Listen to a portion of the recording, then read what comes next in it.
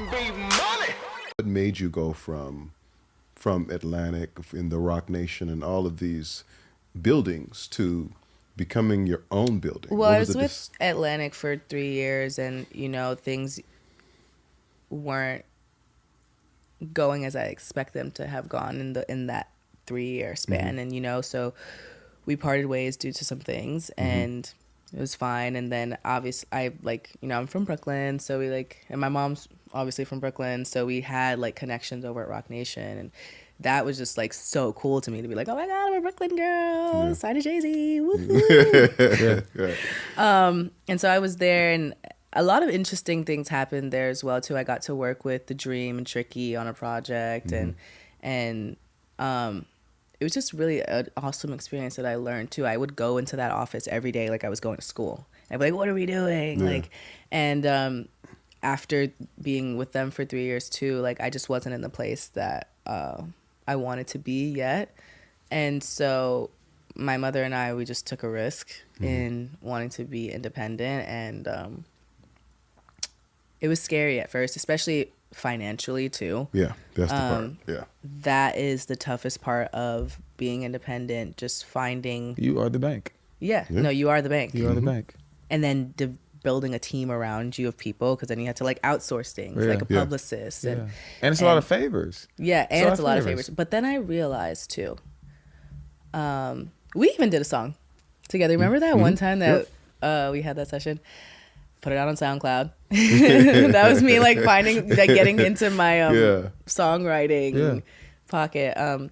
But it was the greatest decision I could have ever made, because it just taught me more about myself. And I also realized in being when you're signed to a label, you're kind of sheltered. You're so babied. That was my experience, where it's your A&R is setting up the sessions for you. I'm not developing relationships with these producers or these other artists that I'm working with and these songwriters. I'm just showing up for work. It's a lot of go-between. Yeah, I'm just showing up. And I'm that's not, and all my peers that I'm friends with, I'm that's not their experience. Why is that my experience that I'm just doing homework? And that's why I was falling out of love with this whole cycle and being so disappointed when things didn't work out, where it's now I'm so proud of the work that I'm doing, regardless of how anyone feels about it, because I know what went into this and the whole process of it. And I don't want to interrupt you, but that's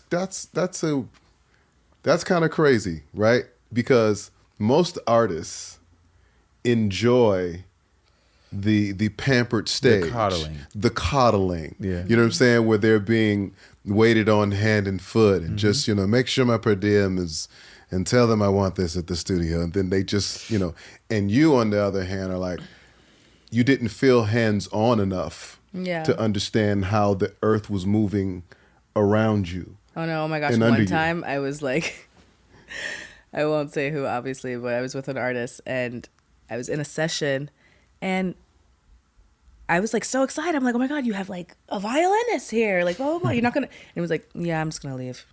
And I'm what? You're not gonna wait for the violinist to get here? No, I'm done. And I'm you don't want to see what he's gonna put on your song? He's no, they'll take care of it. And I'm you just started and this is how you're acting? Oh, this is a disaster. It was crazy. I could not believe it. I'm oh my God. But those experiences. A lot of those. I was this is crazy. I want to be in the studio. I'm not leaving without my song. You want the full experience. Yeah. But also I'm not leaving without a bounce of my song. I don't care who or what. You know what I'm saying? I now have learned that lesson where it's I need to leave with the bounce. I want to listen to it in the car. I want to see how it sounds. I'm leaving here with something. So your session isn't paid. I don't know who's supposed to pay what, but you better put something on this floppy disk. I also used to think, because I was recording a bunch of songs that I didn't necessarily have anything to do with, that I needed to if I didn't finish the song in one day, that I was a failure. It was so crazy. I was oh my gosh, I didn't finish cutting this song in one day. I only cut one song today. I'm a failure. And now that I'm wait, I want this to be perfect. And that takes time. I can't just and sometimes it does happen where you're in it, you catch a vibe and you cut the song and it's great, like the first time you cut it, but it's like, no, I want to go back. Like, but also like listening to it, I thought that like once you cut it, it's there, it's bounced, that's it. Yeah. I learned that from Static.